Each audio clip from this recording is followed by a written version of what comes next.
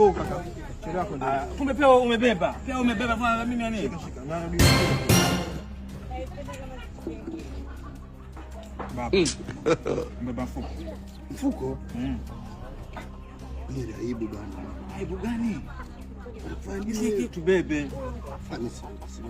Kwani siweza kumaliza huo hii ni nyumbani. Familia imekula mchele toka Swahili. Aibu watoto watatuangalia. Mbele chakula. Aibu ya chakula.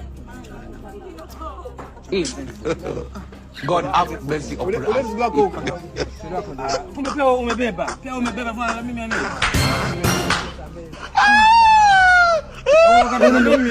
Mfuko bwana. Mmoja sana. Hii beba hii asili ya Ndigo. Tafuta mfuko alafu Ndigo paka bebe. Mwambe onjeleze na mfuko njina. Ombrene bwana onjeleze kwa njina kaona hiyo. Kaona.